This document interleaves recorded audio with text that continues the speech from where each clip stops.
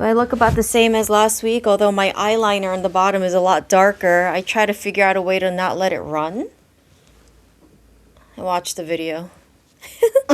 It doesn't matter because I'll indicate, that different things are being spliced in at different times. So it's fine. Don't worry about it. It Yeah. doesn't have to match or something. Yeah, I want to see if I can make this like the video so you don't even have to deal with like the one we recorded last week. Okay. Yeah. I mean, I want to certainly want to, simplify your work for, recording this a second time. Hold on. I think I have something in my eye. It hurts. Oh, I didn't wear my lip gloss. Oh my God, hold on.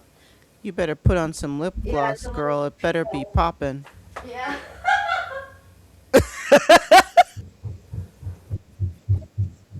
What you know about me? What you know about me? What you know about me? What you know? They said my lip gloss is popping, my lip gloss is too. All the boys keep jocking, they chase me after school. Okay, now. I'm generally so not girly. It's all this upkeep is hard. All right, let's see what comes out of my mouth today. Hopefully, something good will come out of your mouth. Yeah, I'm sorry that, I'm having you do this twice, but I really was not happy with what I said last time. I'm not sure if anything what I'm going to say this time is going to be any better, but the hope is I have a little bit more insight though. Okay. Well, my biggest concern is that, like, it's not. It's not that this one would be better or whatever, but like, why, what's the reason for you not doing it the way you want the first time? And like, what's to say that's not going to keep happening? Like, something you're doing or not doing needs to change so that you can do it well after 3 weeks of prep, and come up with what you want to come up with. Are you just not organized? Are you not really planning what you want to say ahead of time? Like, what is the reason that we're doing this over? I definitely wasn't as organized last time. Um, it's a little hard to, it was a little hard to streamline and organize the thoughts here because it just kind of felt all over the place. But I think it felt all over the place because everyone said the same things or really talked about the same topic, but I couldn't, for some reason, condense it. Anyway, But you know that you don't have to do everything in some sort of stream, I know, but right? I I can also, edit you together. So if you want to talk about something in your notes and then stop and pause and then think about it and then go to the next thing, I can put all that together. you know, after last time we recorded, I actually gained new insights. Okay? Um, and I realized that that in and of itself is the actual work in progress. Okay? And the things I said last time, it it didn't really feel that it was one giving enough credit to the episodes and like the Mhm. messages that were being said. And I agree. also I feel like it was a little bit of a disservice to the process I'm actually going through right now. Hi everyone and welcome back to B5 Media Psyche. I always forget the title. So, last time, actually last week, Elaine and I tried to film this episode, well, these two episodes of season two, episodes 3 and 4, and I, after filming it, I just really couldn't sit with it. It didn't feel right for me. I felt like I have not given it the episodes enough credit for what it really deserves with all the, very important messages that it was giving. And there was this disconnect that I felt with the things that I've said and how I really feel. And between that time and now, I have gained a bit more insight. I spent the whole week really thinking about some things that kept coming up for me, even though maybe there was this one resonating theme that I kept ruminating on. And I guess I didn't want to ignore that, and I wanted to do my own exploration. Okay. So, once again, I really thought long and hard about what the title Geometry of Shadows was. At first, it was this really ambiguous title that I couldn't even grasp the concept of. And it's a little strange because the title in and of itself seems pretty clear, but I had such a hard time with it. But, as I have been thinking about the title in and of itself, right, it really talks about like how shadows, which are pretty undefined outlines, taking shape. And episodes, I mean, this is about episode 3, but they kind of merge. Episodes 3 and 4 really talk about one's path, fate, destiny, things that are in your control, things are not in your control, and and ways to like work through that. And these episodes really came at a very poignant point in my life. I mean, I've been going through 20 years of existential crisis since I've met you, right? Yep. It's been this perpetual existential crisis. And I've never really found my footing in my life. And as more time has gone by, it's just gotten worse. So here I am, sitting with, Geometry of Shadows and A Distant Star at a place where I feel like it's like the crossroads of my life where if I don't do anything different now, I think I'm going to really truly regret the time I spent and wasted. Okay, where do I want to start?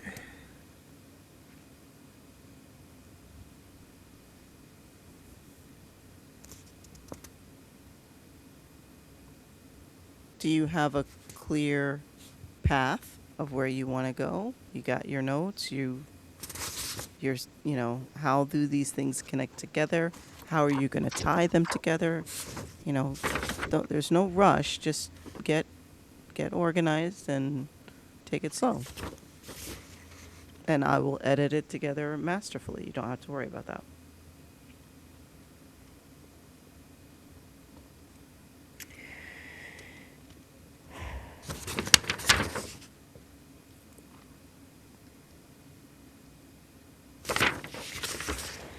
Okay.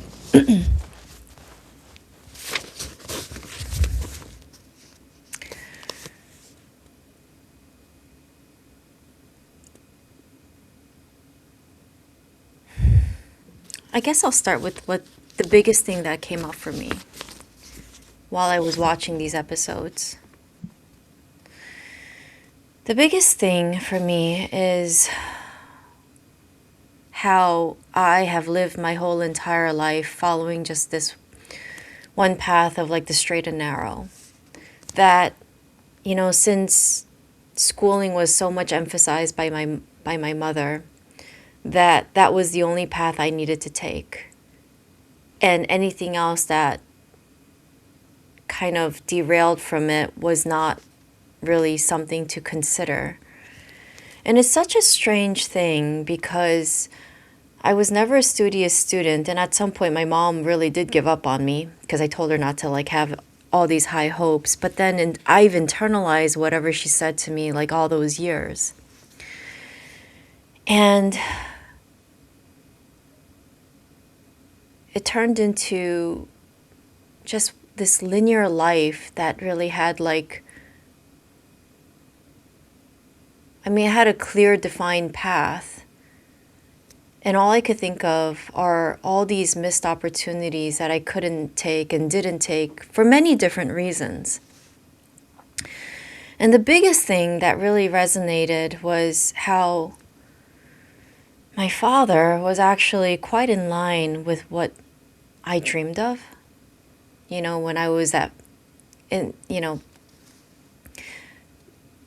10-year-old watching historical Korean drama and telling my father that I wanted to like learn Korean because one day I wanted to be like these young actresses wearing these beautiful like Korean hanbok and be on screen and do this.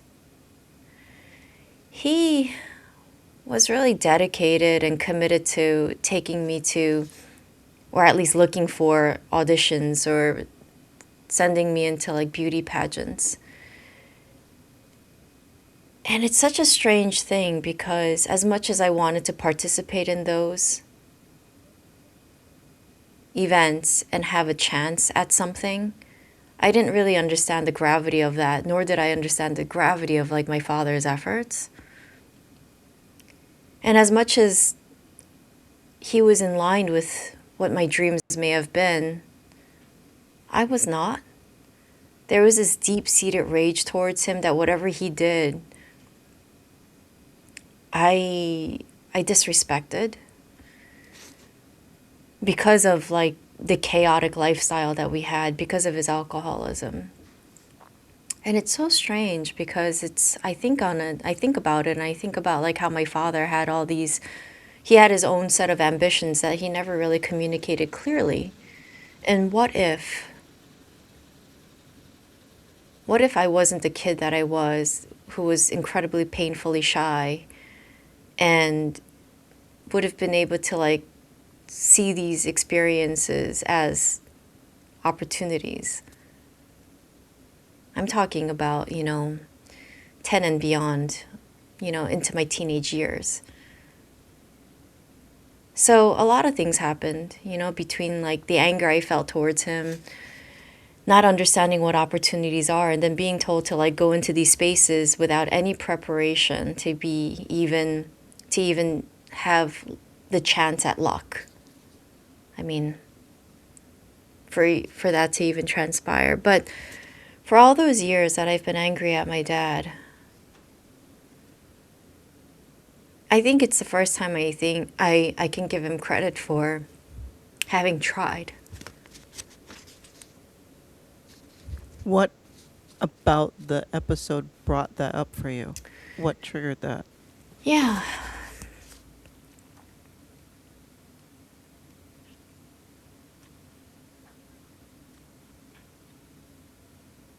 Like that's a very complex emotional response, but to what? It was a culmination of a lot of things, and this is what I had a hard time last time. I need a minute, okay? Yeah.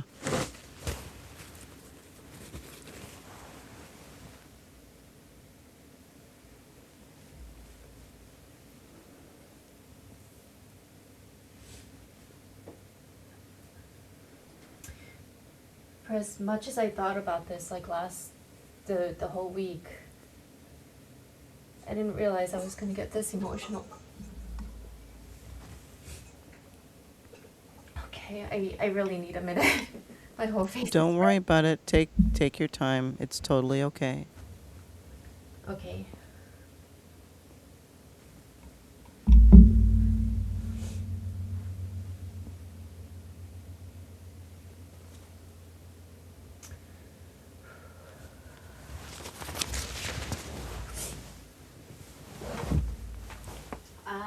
I'm so sorry. I did not expect that. It's okay. That's part of the process. I only ask because if we're not, going to use any of the footage from last week, you have to kind of give some context I will. as to Yeah, I will. yeah.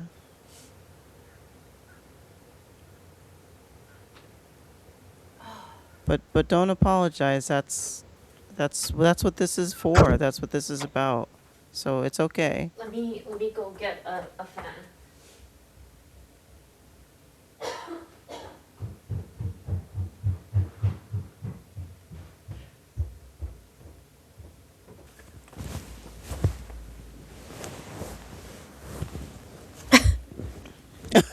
My dad gave us. I did not. When you said fan, I thought you were gonna come back with something a little portable or something. No, we gotta I was do not this expecting manually. Gotta do this some like Chinese drama style here. I was not expecting that. Okay. I love it. Alright. My nose is completely red. That is okay. No, we can't start this yet. Oh my god. All right, let me think about like what it is.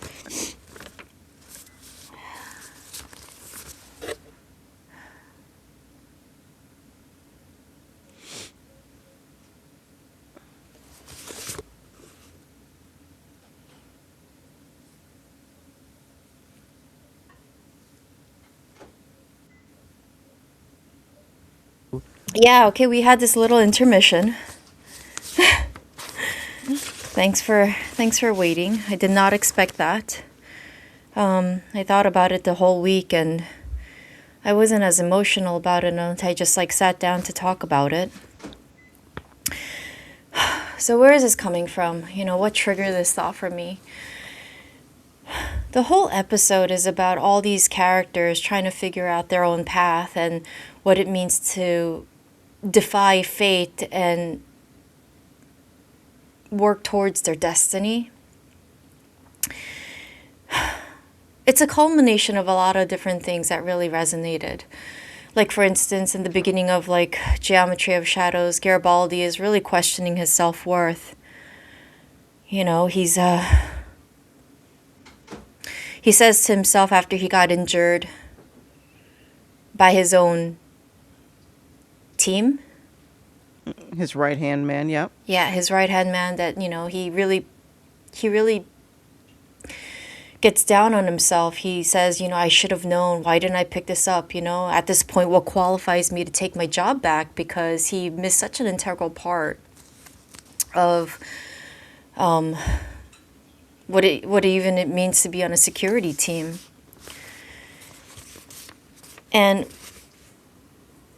what he's basically doing is he's really like questioning his self-worth based on this one experience. Or one mistake. And he thinks that, you know, he believes that it defines him.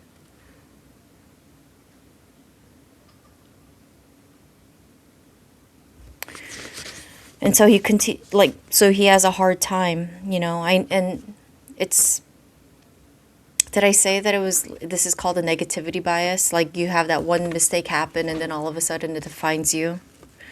It's the one thing that defines you, and everything else positive that you've done, it doesn't really seem like you could give as much credit to anymore, or it goes out the door. Mm-hmm. You defined that well last time, yeah. Mm-hmm.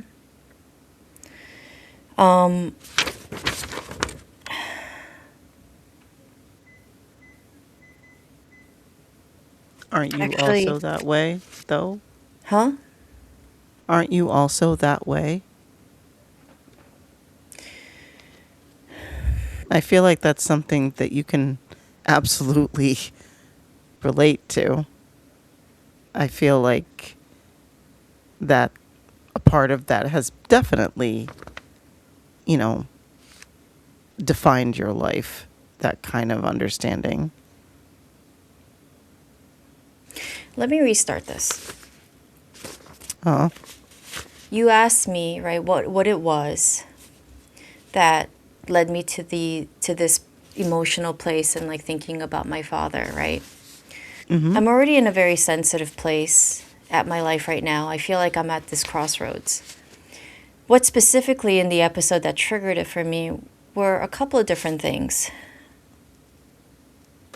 All the characters there are trying to find, you know, their own space, their own destiny, their own fate. And they're trying to navigate through the world with what they're given and where they're placed.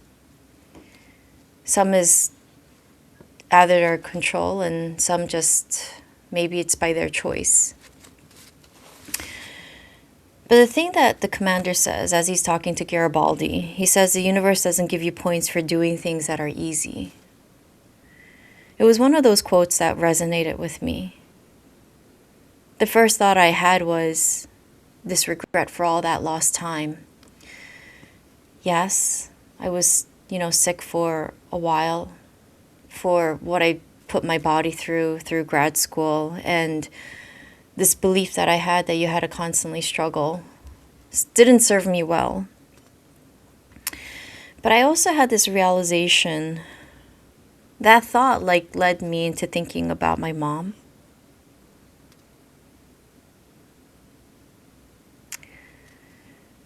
Um, Hold on. There's so much I want to say. You're doing fine.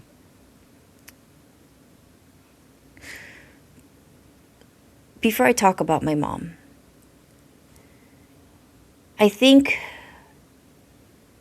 the biggest struggle for me was that because she defined this one path for me, that I had to stay on this one path. She emphasized education, and that was the only clear goal and clear path I knew, even though I didn't expect to go this far. She emphasized school, but the things that my dad was really pushing me towards was not as clearly defined. So I went towards, the direction that she did, that she guided. But then I didn't do anything else with my life. Hmm. I stayed on this path, never explored. And the biggest issue that I had was this, concept of sunk cost fallacy, where you already put all this investment, time, and effort into this one thing, and that you couldn't think of putting in, like derailing from that at all, because then it would have been even more wasted instead of being able to cut your losses and leave and try something else. And so even though I stayed matriculated in a program for as long as I did because I wasn't feeling so well, but I still had all this opportunity and chance, and I never really took it. And then, Because it wasn't clearly defined. no, there was the concept of sunk cost fallacy, but even more so this. Recently, when I was talking to my mom about something, about a couple of things, and it was a series of a few things that I had conversations with her about. For every complaint she had, I had a solution. And for every solution, she had a no. And I know you giggle because that was me. That was my whole entire life. That was our whole entire dynamic. Every time you try to introduce me something new, it was met with such opposition. Absolutely. I rebelled. Resistance. I Anger, resisted. even in some cases. Yeah. I got angry. Yep. Even playing Final Fantasy 14, it was terrible. At the beginning, It was yes. absolutely terrible. And and as long as I've known my mother, like it's more recently that we've been having different conversations because our life circumstances have changed a little bit. Since they've moved, their priorities are a little shifted now. It's not from like survival, from like, this poverty-stricken apartment to like now a little bit more geared towards quality of life. And now conversations geared towards quality of life looks a little bit different. Looks like opposition, looks exactly what I did. Yep. And what I realize, right, is that she's playing the victim role disguised as self-sacrifice. Because what she wants in the end is to be able to have acknowledgement that she did the right things, that she had value, that she was still a good mother, that she came to America, dealt with my alcoholic father and still survived. And in the end, we could say that, we've succeeded, we're successful enough, right? Yep. And she wants that acknowledgement. Meanwhile, I've translated what I've learned from her, where I've learned to play the victim role, disguised as self-sacrifice, but because I actually truly believed that I was not worthy. That I wasn't worthy of good experiences. I wasn't worthy of nice clothing. I wasn't worthy of nice things. And the only thing that I felt like I deserved was this constant suffering, because that was just pretty much Yes. ingrained in me. I think Yes. back on like Yes. even like when I played Elden Ring, and I played with other people. We played seamless co-op mode. And in Elden Ring, you collect rune arcs, Hmm. and they boost your stats until you die. Before boss battles, I had one teammate who was using all of his rune arcs like crazy, even though you go in and like a minute later you're dead because these boss battles are like really wild, Yeah. right? But every time he took a chance to be able to like boost his stats a little bit with the hope that he would perform better and we would win. Meanwhile, you know, I did not do that. I instead never used a rune arc, or I actually gave some to him because I didn't think I was worthy, because I thought that I was inevitably going to die, so why bother? Even though our Ah. death rate was about the same. Yep. In the end, I actually survived that boss battle while he died. And I actually did that final blow. But that's what I understood and that's what I learned. And how tragic But is that? but you also valued the struggle. In a weird way, the harder you work at something, the more painful and awful it is. Somehow you value the result of that more. And that's what I said a lot of our early conflict was, is that you are results focused. And to you, the suffering means that you have succeeded. And that it would give me value. Mm-hmm. That was the understanding, except it didn't give me as much value in the rate that it should have. It's not equivalent to the rate of the suffering I went through, though. Correct. Correct. And it's such an interesting thing. So, in some ways, the quote, right? The universe doesn't give you points for doing things that are easy. So did I just simply decide to like struggle and, struggle? But it's weird because it's like I struggled in the wrong ways. You ran yourself into the I ground. struggled in the wrong ways. Not like, and then when there were things that could have been easier, I never took those opportunities. Right. And then what's also really strange is that this quote also still is applicable to me, because then I spent a lot of time not doing a lot of nothing. Mm. Because I struggled so much, I burned out, and then I sort of equated, okay, well now this mandatory self-care that took the form of just no effort is what took place instead. And what truly sucks is that all that time I could have been doing things that I always said I wanted to do back then. The martial arts lessons, the dance lessons and all that, and I never did because in its own way it's its own suffering, because I never felt like I was worthy enough. I didn't invest in myself. Anything that Mm-hmm. costs extra money with the idea of you don't really get anything in return, because education you would, right? But anything else Right. sort of been pleasure and just joy. Wasteful. Wasteful, right? It would have been seen Mm-hmm. as like not as efficient. I never understood this. And this episode also resonates to this too. Everything is about connection. Mm-hmm. Everything is about connection. It's a connection to something. And I never understood that for a long time. I mean, here we have, the techno mages being connected to their own belief, their own fate. Even Londo has a connection to his own path now, even though he's making his own wrong choices.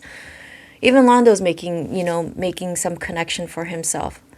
Even he's actually taking efforts towards like whatever it is that he's trying to fulfill, even though it's the wrong decision and he's going to end up like not doing so well, but everyone is trying to figure out their path. Mm-hmm. Meanwhile, I'm stuck in this like sunk cost fallacy, this belief that I couldn't do anything else because I can't derail. And then here I am, having lived the life of most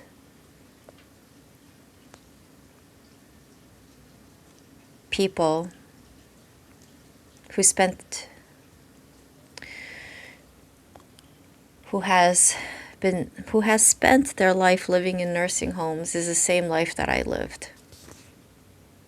I look back on my 20 years of working in nursing homes, and I looked at the same four walls that people were looking at as our final destination. And that's really tragic. For all the potential that I was told other people had, for all the opportunities I did have, and all the opportunities I could have created for myself, I never did because I was too afraid and I didn't want to take risks. And what was easy for me was to stay on the path. And you know what? Sheridan is right. I didn't really get any extra points. So what does that look like now? Now that you have gone through, 20 years of education in order to get a doctorate degree to open your own practice and become a psychologist, and I don't think I'm wrong in saying this, a successful one in the sense that you have helped a lot of people and that you do great work and people recognize the work that you do and appreciate it. What does that look like now? You did suffer tremendously. You sacrificed a lot of opportunity and joy in order to continue on that path of education. For wrong or for right or whatever your reasons were, you didn't stop. You didn't quit. And now you've gotten to this place where you're doing good, real good for people. What does that look like now, though? I mean, yes, there's lost opportunity, a life that you could have led differently, but would have it brought you to the same place? Maybe, maybe not. Could you have done both things at once? Could you have gotten your education and been able to fulfill hobbies and things like that? Maybe. But where you are now, how does that look? What does that look like, right? How do you look at it now? Is it still sunk cost? You can't go back in time. But I wish that, I had this version of me back 20 years ago. I would have made so many different decisions. And we had that conversation, right? About how if I had all the interests that I had now, back then when we could have had a very different friendship, right?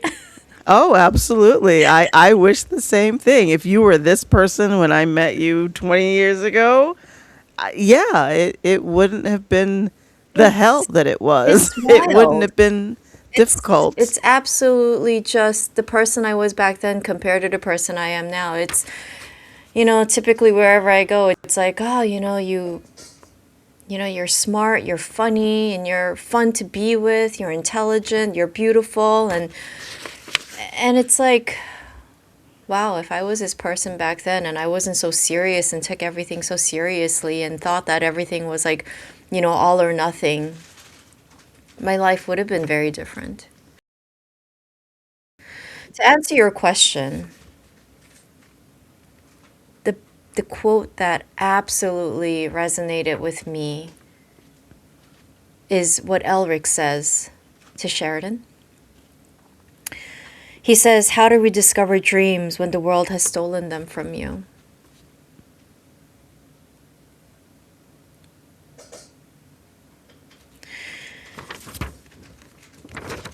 That's the biggest question.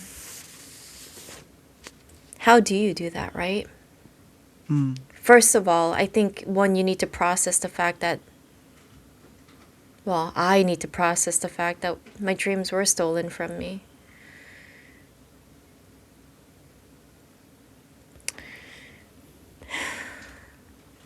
They were stolen By from me whom? by circumstance, by not having resources, by not having courage.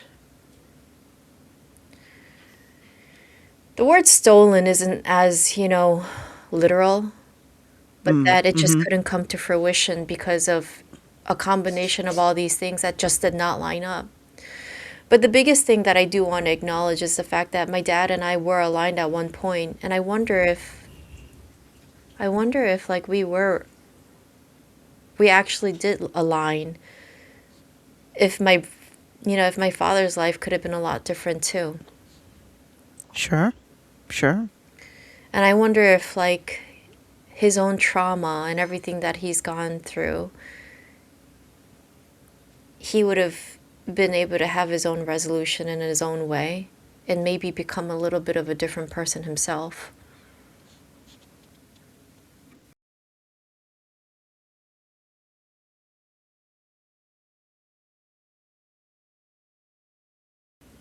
Mm. So yeah, I think the biggest thing is to be able to process this loss, but then also recognize that there's still possibility. I mean, what's to say that I couldn't do anything now at this point, right? Right. The biggest thing about where I am is this. My life isn't quite as balanced, and I dwell on what my life could have been. And it's a very sad thing, I myself, I live with my own depression. And this is a very thing that I haven't been able to resolve for myself. Then you go into this career where I did not expect that this is what this is what it would have looked like. But it's a weird thing because I don't think anyone really thinks about it, even though it's just one simple question or just one simple like insight. It's simple, but most people don't even think about it. Like for instance, when Asian parents tell their kids, right? Hey, look, you need to grow up and be a doctor. I mean, that's like the biggest thing. And this is called foreclosure in identity development, mar- um, where you just sort of pick a path that's chosen for you and you never even like go and explore anything else. You just sort of concede to like whatever it is that you were told that you need to do. Mm. And parents tell you to go and become a doctor because they're like, well, you're going to have the prestige and you're going to have the money to be able to live Mm-hmm. a comfortable life. But do you know what life you're going to be living? You're going to be you spend 10 to 12 hours working in hospitals among illness and disease. And I think Mm. some people never really even thought about it. I've worked with doctors before and they actually haven't thought about it themselves. It's like I didn't really think that this is what my life is going to be. And then they find themselves in this position where they're like unhappy with their life as well, especially with like the ever changing landscape of of healthcare and everything and the politics behind it and the work demands, the responsibilities and having to be on call. It's funny when I was at the dentist, Hmm. my the the hygienist woman, Victoria, she was telling me how there's a student shadowing my doctor that day, and she's like, "Oh, he's so young. He's like they look so young, like coming out of dental school now." And she's like, "But he's wonderful. Like he's so interested in everything. He asks great questions." And she's like, "When I was in dental school and we were doing our first work on like actual people, one of the girls was so grossed out and bothered by the fact that she had to put her hand in somebody's mouth. And Victoria was like, what are you doing in dental school? Like, what did you think this was going to be? Right? And she's like, the girl had no idea. It's like, and she said, it's like she hadn't even thought about what it meant to be a dentist. Yeah. And that's like so wild to me. Like, what do you I think know. it is then? I know, Like, but you know, that's human nature. It's bizarre. There's this disconnect. There's this disconnect. Like, you know, I tell you that I've majored in psychology because there was no one who sat down with me, and nor did I seek out answers, or even have the questions to even ask. Well, these majors, what does it mean? Like, all I knew was like, okay, if you're an English major, you become an English teacher. Like, no one told you the different I never had conversations with anyone about like the different paths that you would take, right? I don't think I did either in college. Right, with any of those majors. No one had those conversations, and the only thing that seemed clear to me was like psychology, because it was like, all right, well, if you majored in psychology, then you could become a psychologist. Right. No one had this What does that conversation. mean? But at least that was a little clear than like, oh, you know, if you major in English, then you can actually go into like communications or even like journalism or become an author or be a professor. None of those conversations happened. Right. I think for a lot of us, they didn't. I think it's that generation, or like for our parents, college was a means to an end, right? Yeah. And so it was taught to us growing up that college is a means to an end. What is that end? And what is the path of those means? No one talks about that. It's just like you go to college and that means you'll get a better job. That was really what we were grow up being taught. You go to college, if you have a college education, it means you're going to make more money, you're going to get a better job. Well, what does that actually mean? What does that look like? Well, for the dentist, it looks like the next 40 years of putting your mouth in someone else's, your hand in someone else's mouth, right? Right. And that's How do you all get will that be doing. far and not realize that that's what you're going to be doing? Like, that is a huge disconnect. But I don't disagree with you. I don't think that people think about what their life is going to look like. I think they think about the end. I'm going to have money. Right. You don't think about even the simple complexities. I call it simple complexities because it's a very simple question that has a lot of complex answers and thoughts that like you never would even think of. I didn't. And so here I am. I lived this one straight path in life. And I never explored. And you know, my vacations were also like not even like ones that were meaningful. They were just to go to a nicer beach Right. at the time. I mean, I've you know, I haven't been on vacation in a very long time. But it wasn't like, you know, vacation to travel to like learn about other cultures, anything like that. I was guided by way too much fear and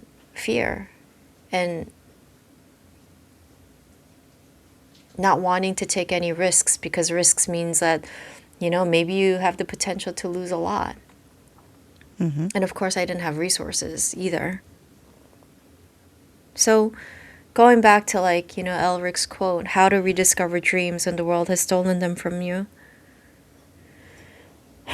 For the longest time, I've had this like very doomed thought, which is very not psychologist of me.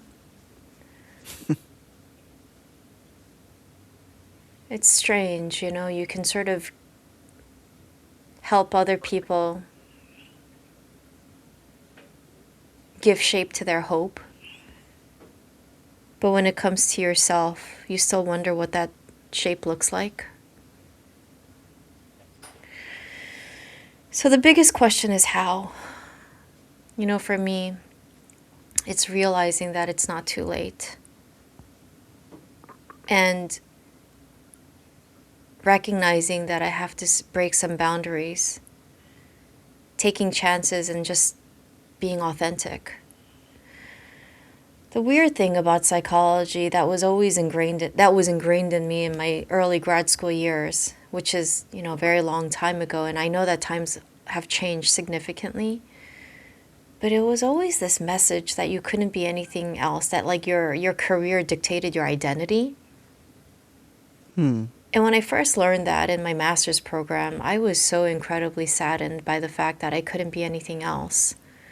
And when we did our photo projects back then, there was always this looming barrier that I had, that I shouldn't be more because I couldn't be more. Who taught you that though? Like your Ooh. professors, Yeah. your like other Ethics. psychologists? They said Ethics and psychology at the time, yeah. ethics says that you can't do anything else. At the time. And the person that taught it to me, right? Hmm. And right. We won't talk about this professor. I'll just leave it. I know, but it's wild to me that that's a concept that ethically you're not allowed to be a human being, but you're supposed to be in a position of being able to guide and help human beings. Yeah, I mean, there's a lot tied to it, so there has to be certain boundaries around it, but it's part my interpretation and part what was told. Mm. So there was this deep grief I actually went through, and I remember talking to my supervisor at the time about it. But he was telling me how he played in a band, and that actually made me feel better. But even still, though, it's a lot different. It explains why a lot of people aren't well served by psychology too, and why your clients are finding you so refreshing and so much better than all the therapists that they've had in the past. We won't go that far. There are many good therapists out there. I am going that far because I've never met one. I meet ones that are so stunted and stilted and so not human and disconnected from the rest of the world, and all they really have to offer is whatever they studied in books. They can't talk to people. They can't connect with people. They don't feel things that are real. It's all just a racket. But you are not like that. I know you have your very strong opinions. I do. I try to show up authentically. I mean, I think one of the biggest topics in our training is self-disclosure. This is another one of those things where one of the biggest reasons why I also didn't do this project and there was this huge hiatus was this barrier that I had. Mm-hmm. That self-disclosure has to be treated lightly. At this point, how I understand it is that as long as my issues aren't coming up in therapy as my own therapy, that's really what's key. But at this point, I've developed a lot of my own insights into myself. I've gained a lot of wisdom. And I keep myself in check as much as I can. And obviously I'm human, so I'm sure that some of my flaws could show. But I try to be very mindful of that. Mm-hmm. And self-disclosure I use as a tool for helping people recognize what it could be like on the other side. Like, hey, look, you may want to consider some of the mistakes I've made.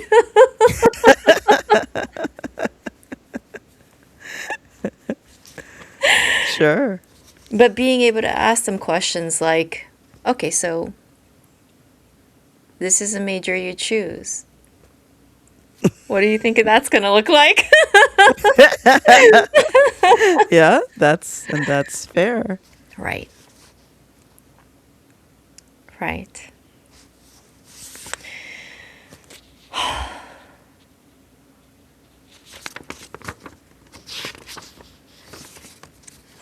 You know,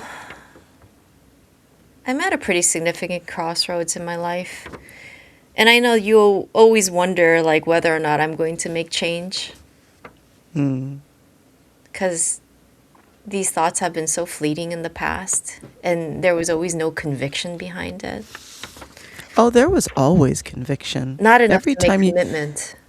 every time you hit one of these crossroads, you were passionate about it. You were aware of it. You knew exactly where you were going wrong. You knew exactly where you wanted to get to.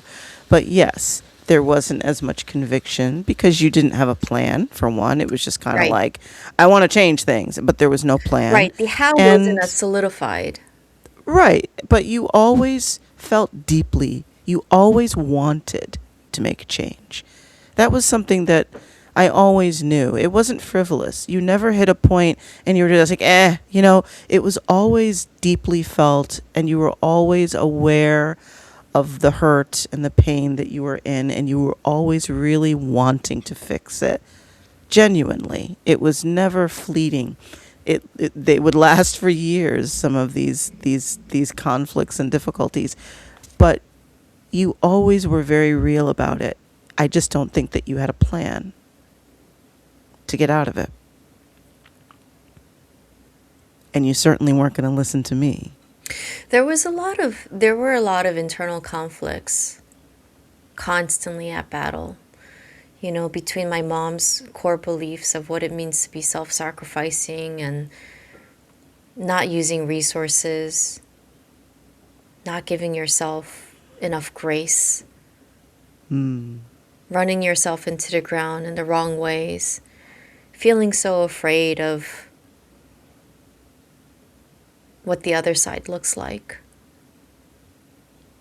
And of course, you know, the more you do leave yourself a little more vulnerable, a bit more exposed. Although sometimes, you know, those are just imaginations that run wild. It's an interesting thing.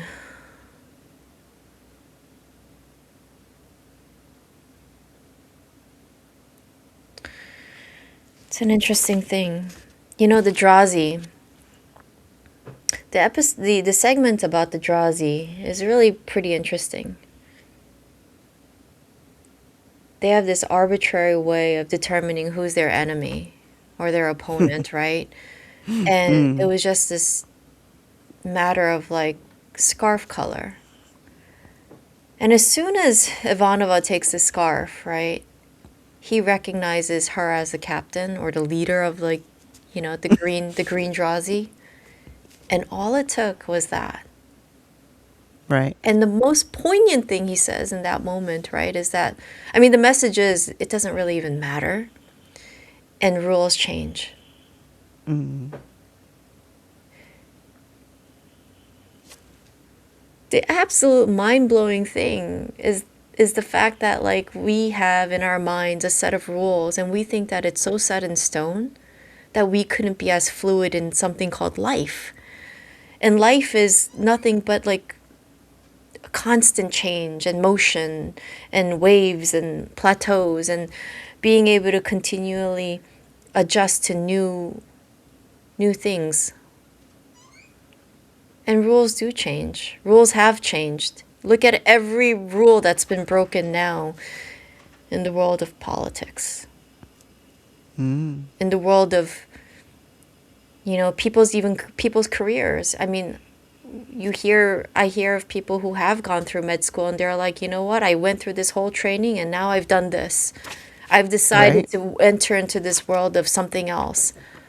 And there's nothing set in stone that says you have to absolutely commit to the one thing that you said you were going to commit to because of sunk cost fallacy. The very thing that I'm like a victim of, because I created myself to be this victim of like self-sacrificing because I'm unworthy of anything else. I mean, essentially, you could say, you're unworthy of happiness because you don't even know what happiness even looks like. How can you know? You can't. What does your mother want now? Now that she's in a home, now that they're not struggling with black mold and rat feces and living in squalor, how has her attitude completely changed about what she wants and what she sees the value of her life is now? It's different, is it not? You said she wants credit for her suffering. She didn't want credit before?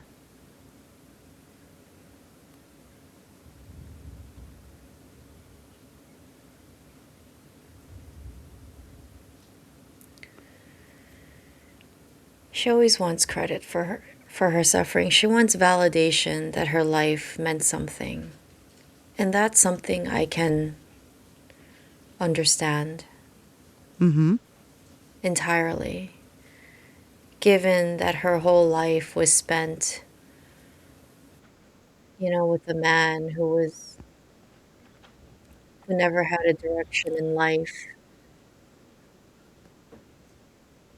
And we never had any financial stability or psychological stability.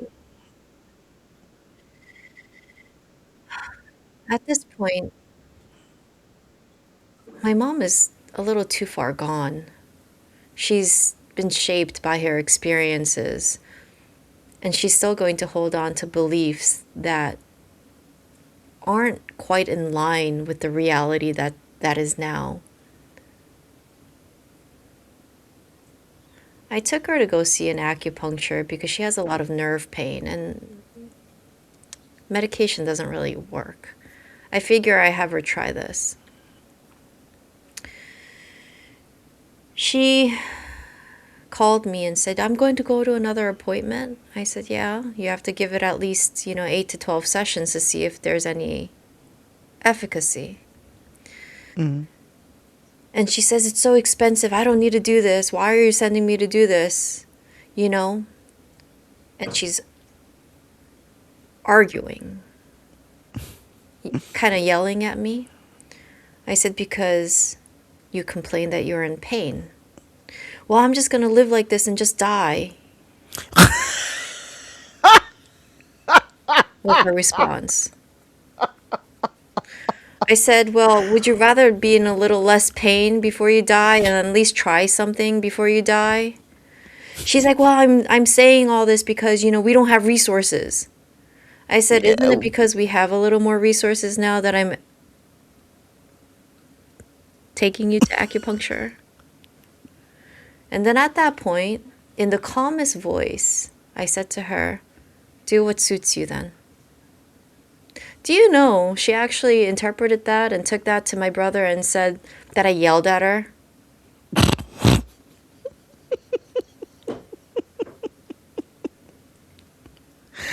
Uh-huh. I actually do understand I what know that's you like. understand because I was an exact replica of her, which I did not Mm-hmm. know for the longest time. It's the foundation of the thinking. It's so disorganized. There's nothing, it's so irrational on so many multiple layers. And when you're in it, you don't see it. Mm. You just live in that emotional dysregulation constantly because none of that makes sense.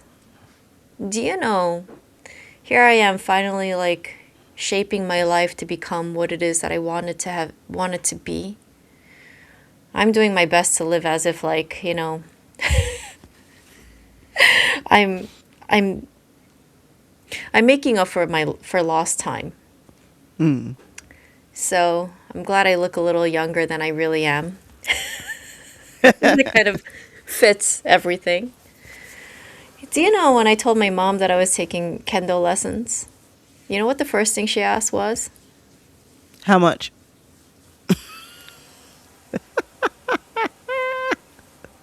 How much does it cost? Yep. And if that was your whole life, there's no way you were going to put any money into your own investment in yourself. Right. That was how I was shaped.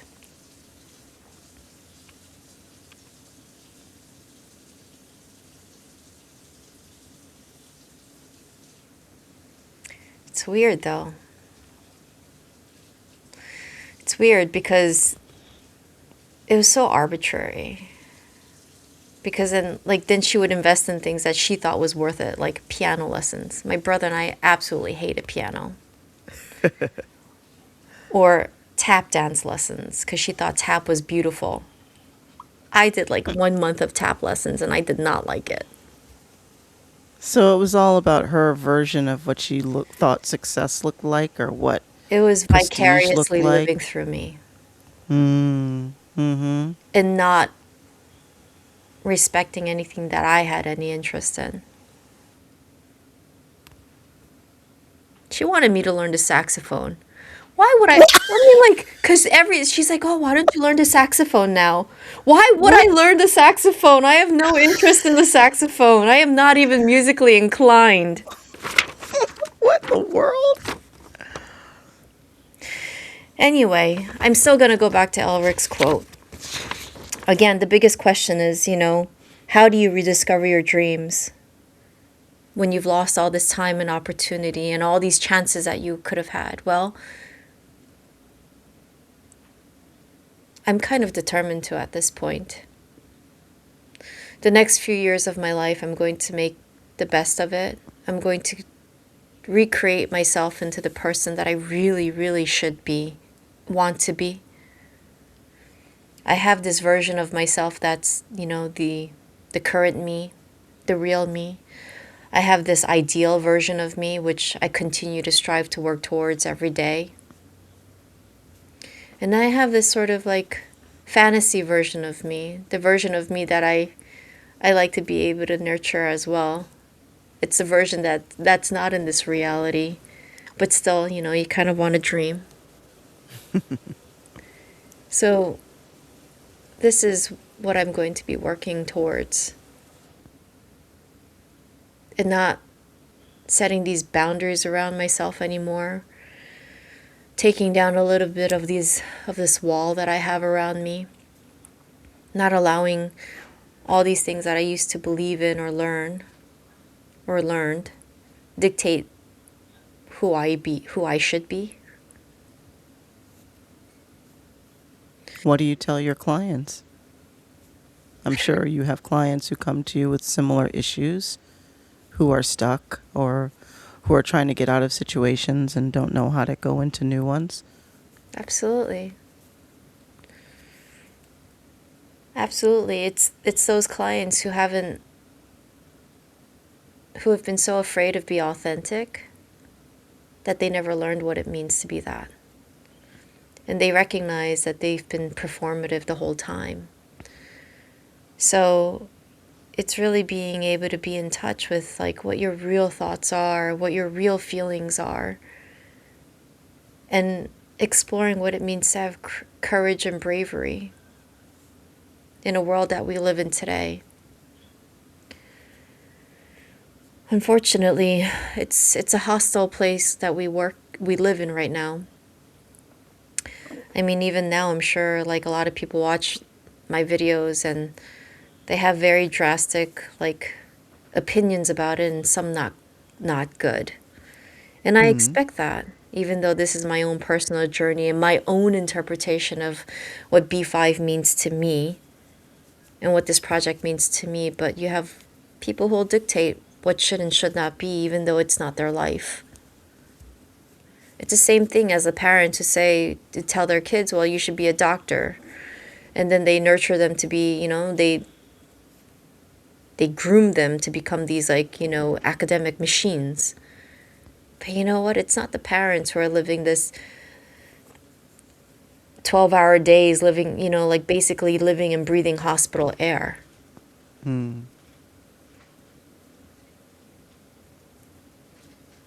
It's their children. It's their life, not not them.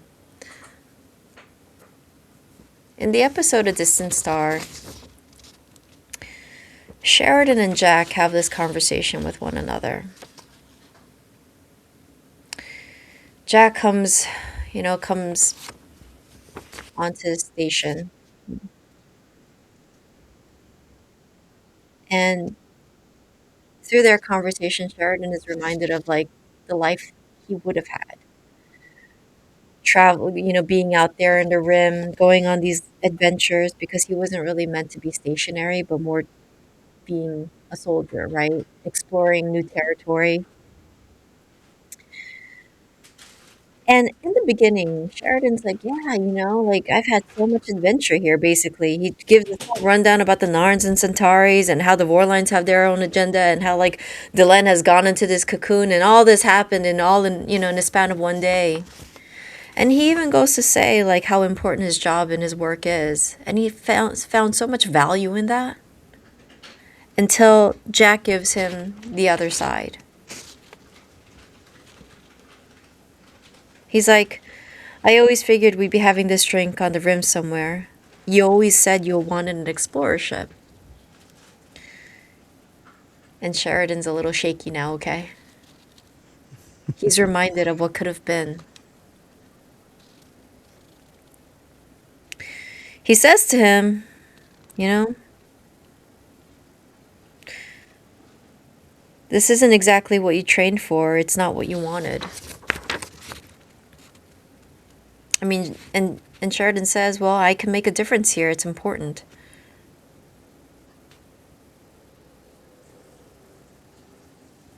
I suppose, Jack says, spacer tied to a desk.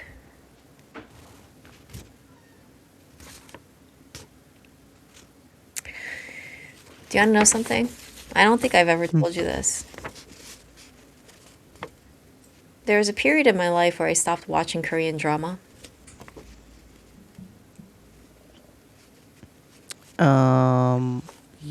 You weren't watching it when I met you. Hmm. That probably was because of a lack of access at the time. But I was not watching Korean drama. Even when I had access afterwards, I wasn't watching Korean drama. I avoided watching Korean drama. Even now, it's a little hard to watch drama. Korean drama and Chinese drama seems very similar too. It's very hard to watch it for me Why? because it reminds me of the life I didn't have.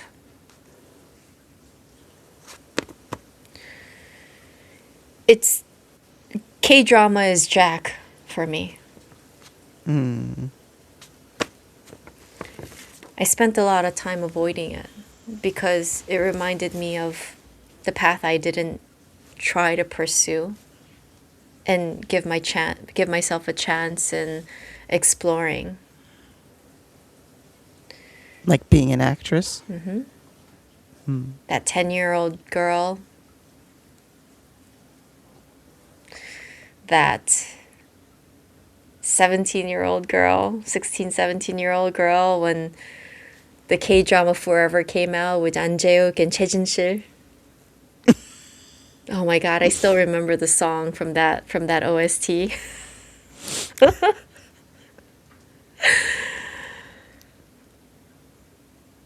I watched that drama like 3 times. And I felt so incredibly sad, and it was very few and far between that I watched K-drama after that too. But yeah. It sucks, when you have your whole life people have told you you're so smart and pretty. You could have been much more than what you are now. I mean, maybe not so much now because being a psychologist is really quite something as well. I don't discount my profession or how I move in my career.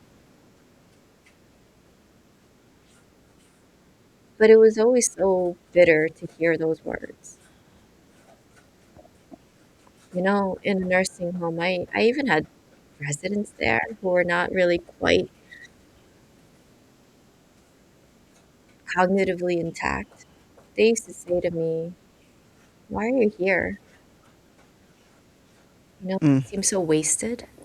You don't Mm. look like you belong in a place like this." Ouch. Ouch. I heard that several times. That's pretty brutal. It is. On one hand, I had, you know, I was pretty revolutionary in the work that I did in the confines of what it was. I created, you know, space and an atmosphere that really truly felt like home to them too, though. Hmm. But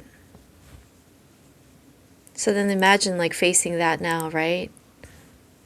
Looking back at all those things that people have said to me over the course of time and then finding myself at this in this time and having to reconcile all those lost years. And I used to have a desk that looked like Jack's, and I still do. I mean, not You mean Jack, like Sheridan. Sheridan's? Sheridan. Uh huh. But for good reason. But for good reason. You know, a part of me says I still wish I was going with you to Jack, right? Out on the rim. Hmm.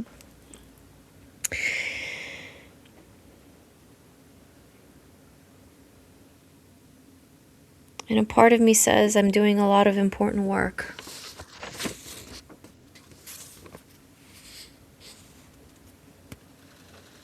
I would push back on that. Like, that episode for me is very triggering. Jack is triggering for me because I dislike people that step into somebody else's life and say, "Why are you still in this life?" Right? Kind of like the people that say, "How are you still living in an apartment after all this time?" Oh, but isn't Why that any don't different from like this nursing home resident telling me, "Why are you here?" No, it's not. And that's my point. Like, you don't know me or my life or my circumstances to step in from the outside and suggest that I'm doing something wrong because you couldn't picture me in this place, right? And Jack just, and I don't think he's being malicious or anything No. when he says, "Oh, I never, would have pictured you doing a job like this. When we were hanging out together and young, you had all these ambitions or whatever, and now you're here." And it's like, who are you to suggest that there's something wrong with where I'm at? Like, that kind of stuff really triggers me. And in the sense where I watch Sheridan spiral, it's literally like a scene after that. He's yelling at Garibaldi. "This isn't my problem. This is why you're here to handle this." It's like he completely comes undone at the suggestion that he's not where he's supposed to be, or somehow he's being punished. He's been benched or beached or whatever Beached, says, yeah. that he's been stranded. When he uses the word beach, like he's been stranded in a place that he doesn't want to be in after he was such a glorious soldier and blah blah blah blah blah. And it always bothers me that people can become so undone by a stranger or someone else's suggestion that somehow their life is not what it should be when they have no idea. And I would push back and say, the reason your desk, your house looks the way it does is the same reason Sheridan's desk looks the way it does. Because he's fucking busy doing what needs to be done. He is taking care of business. He has a lot of plates that he is spinning in the air trying to run a station that is basically half of the size of the colony of Earth, while his friend is sitting on his ass on a ship exploring the unknown, doing nothing for months or years at a time, who is also not commanding any battleships or doing anything all that exciting. Sheridan is fucking busy. And I would say the same about you. You are busy. You have an important job. You are helping people. You are trying to maintain your health. And other people are sitting on their asses doing nothing, spending money, going on vacations, and just otherwise not contributing to the world at all. As far as I'm concerned, your whole fucking house could look like a hurricane hit it because you're fucking too busy to clean it, as well you should be.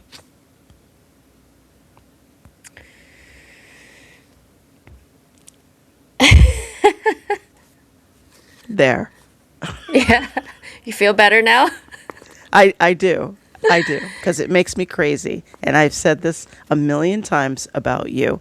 I will defend you, even, if you are wrong. And I will always defend you against a person who is judging you in a way that they have no business doing so. I have known you a long time.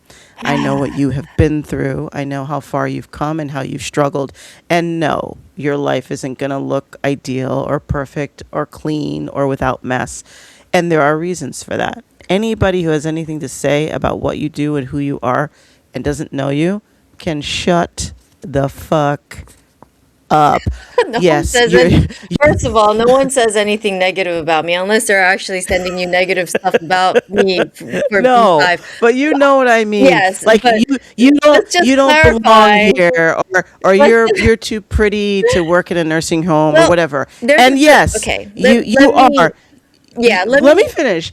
Yes, you're too pretty, or you look like you don't belong here amongst all of the dying people or whatever. Right? Yes, but what did you do when you were there? You did extraordinary things for the residents, for the people that worked there, for the program that you were in charge of to make the lives of these people better. You did that. No one else has done it since. No one did it before. You brought something unique to that work. In my opinion, you were where you were supposed to be.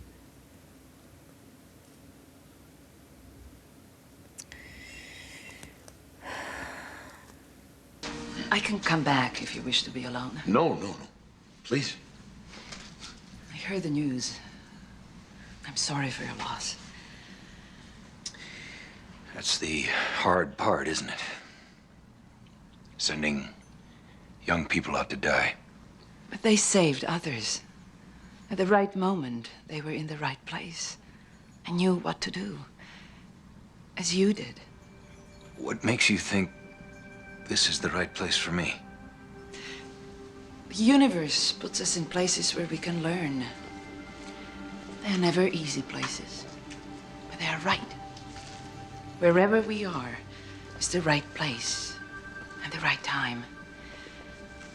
The pain that sometimes comes is part of the process of constantly being born. You sound like you've been doing some thinking about this on your own. Perhaps. We are both, I suppose, going through transitions. But the universe knows what it's doing. I wish I had your faith in the universe. I just don't see it sometimes. Then I will tell you a great secret, Captain. Perhaps the greatest of all time. The molecules of your body are the same molecules that make up this station and the nebula outside that burn inside the stars themselves. We are star stuff. We are the universe made manifest, trying to figure itself out. But as we have both learned, sometimes the universe requires a change of perspective.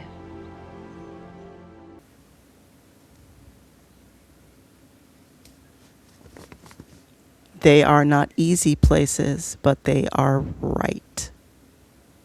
So Delenn says. Mm-hmm.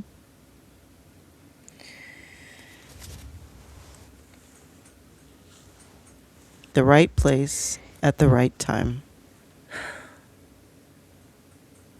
And that includes the crossroads that you're at now.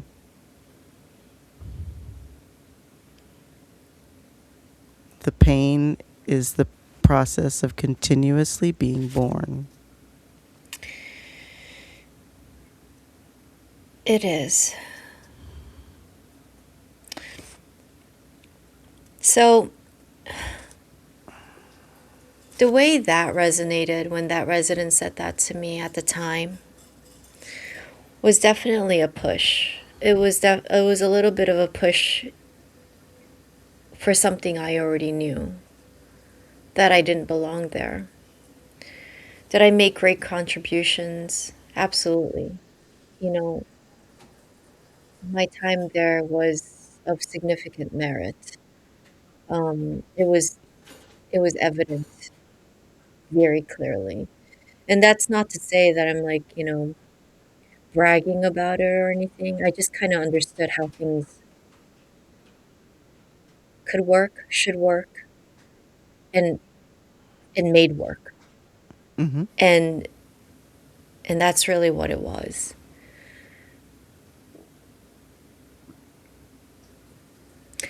My time spent there, in this environment, certainly gave me a unique perspective on life. And it continues to give me a very unique perspective on life because I get to think of the things that other people haven't thought of. Is that your stomach? Yes, Jesus Christ. you're gonna have to cut that out. Oh no, I'm leaving that because that's amazing. I thought something was coming to get you. No, you can't. You gotta cut that out.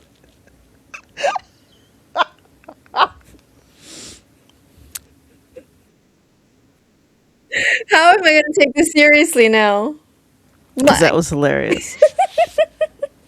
That was incredible. That was so It's loud. the mic. It wasn't that loud from my ears, okay? It's the mic. Why do you do this to me?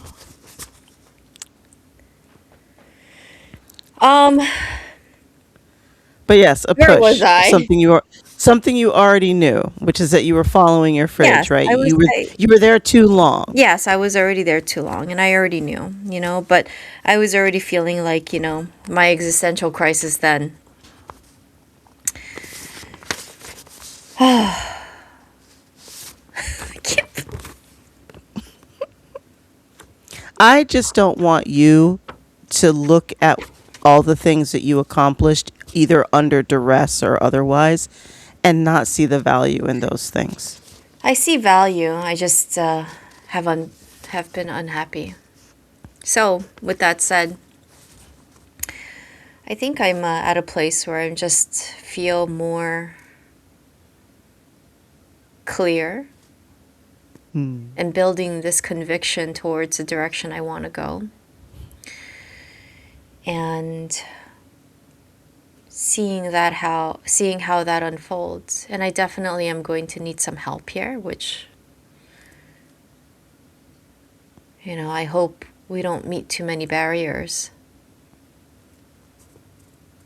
But I'm kind of ready for this change because it's necessary for me. If not, I know I'm going to regret it for the rest of my life. And I don't want that. I already regret too much.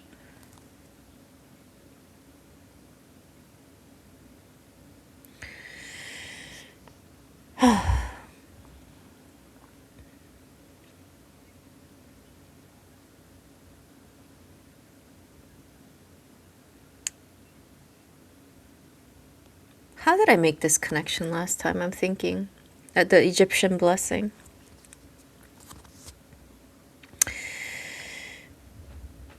So, Sheridan talks about the Egyptian blessing. God be between you and harm, and all of the empty places where you must walk.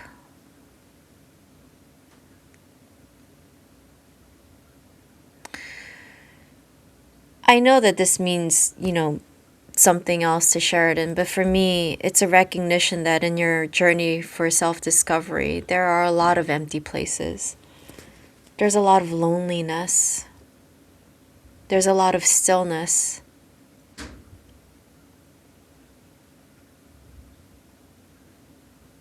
You know, and trying to figure out where all these connections are for you. Where do they lie? There was a lot of empty spaces for me. It was so hard to find connection because of all the, the beliefs that I had and the journey I thought I needed to walk. And I actually didn't get to see a lot of beautiful things because of that.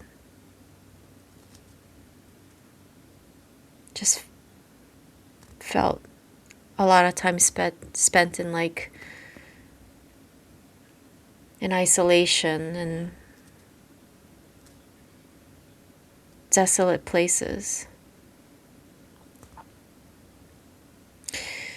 But at the same time, I can't say that it wasn't something that really did shape me.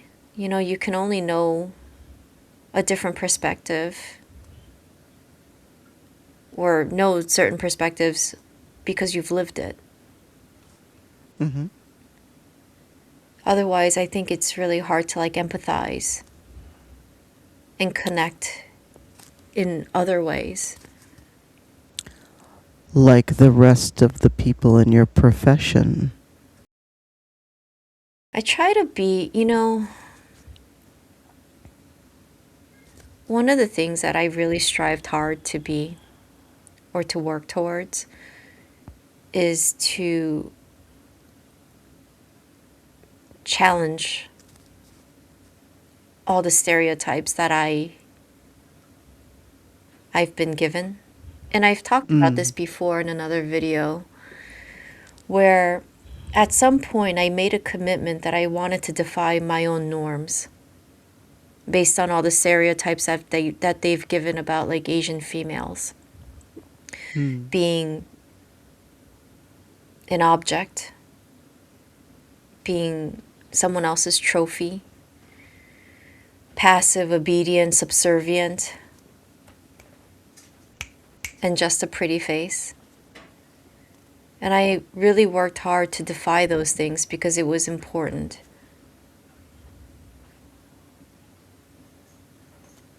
So it's kind of fascinating how my life did take shape.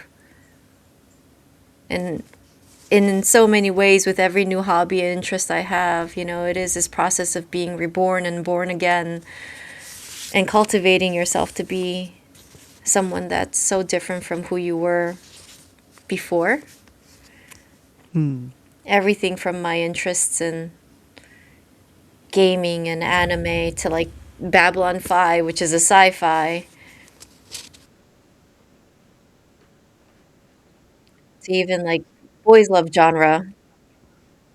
And being able to talk to you about this and openly admit it and telling my other online friends that they're interrupting my precious time. Your precious BL time. When I get summoned to play a game. I can't play video games right now. You're I'm intruding. watching BL. They're intruding. Are you summoning me? Why have you summoned me? You are intruding on my precious BL time here. I need to know what's happening next. To like, kendo and picking up on Japanese and ballroom dancing and salsa, right? And watching 40-episode Chinese dramas. I mean, that's an easy accomplishment.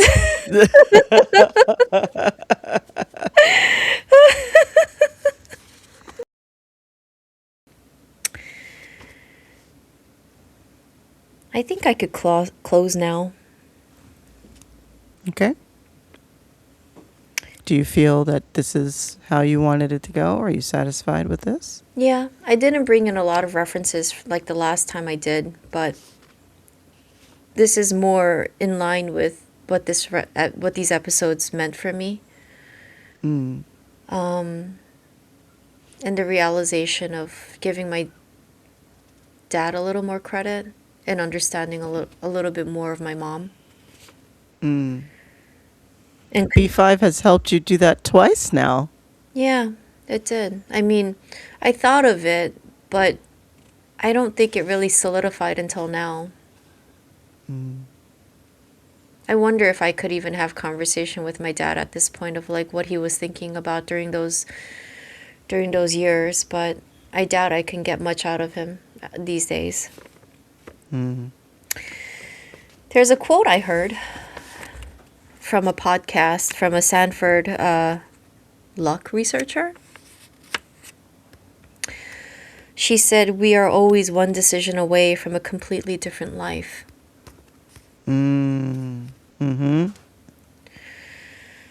She says that fortune is an external force outside of your control. Like you're fortunate to be born under certain circumstances or fortunate to have resources, right? But that luck is a result of choices you make and the chances you take. Luck happens because you build a path towards its door. I have said something similar You have. for a long, long time. You have. And in psychology, they say something similar too. I say, I have no patience for people who hate on those who experience luck and opportunity or benefit from privilege or variance. I also have no patience for people who believe everything they've achieved is solely because of hard work and nothing to do with luck, privilege, or variance.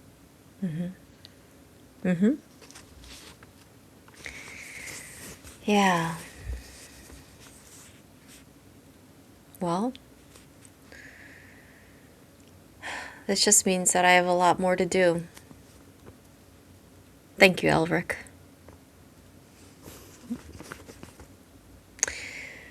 All right. Bye, everyone. Until next time.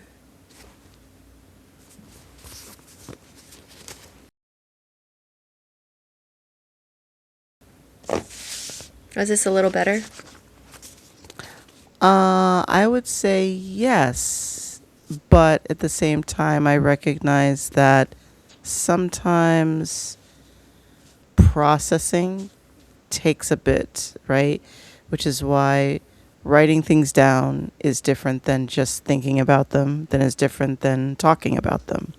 And certain things come up when you're talking that wouldn't come up when you're just thinking or just writing. So I understand that you had more thoughts after the first time you gave vocal words to those thoughts. Like that's going to be something that happens. The more you talk about something, the more it solidifies and then leads to other thoughts, which is why we talk. That's great. So I get that.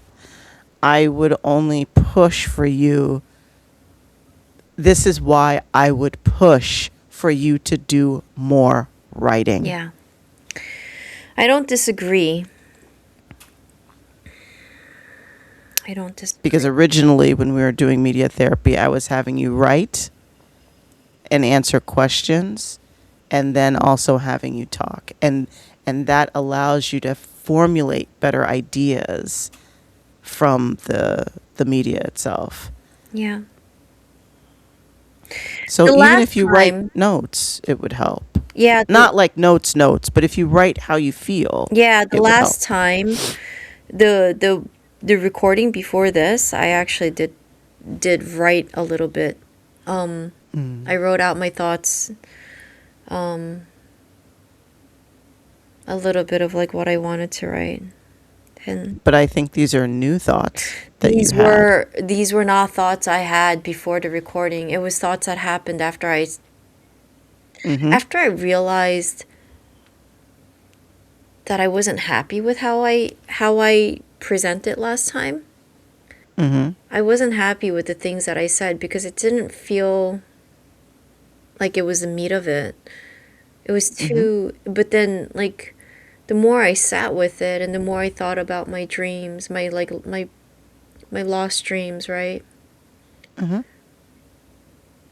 I realized, I thought about my dad and like the efforts that he actually did put in, which is not something. So that I understand. Yeah, So I get it. I get why you wanted to redo it a little bit more now than I did before. yeah, like I never really,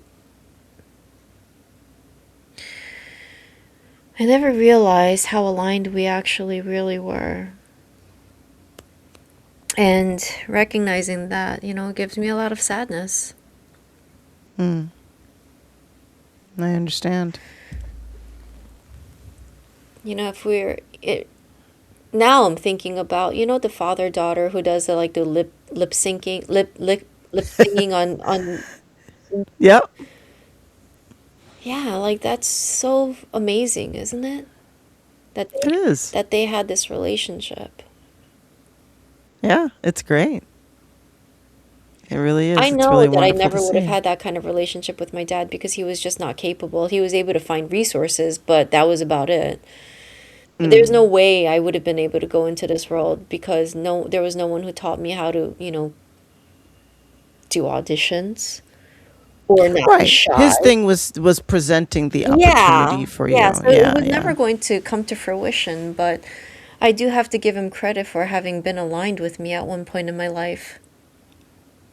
You should try. I mean, you never know. Try Maybe what? he telling him. Yeah, no, I think I will.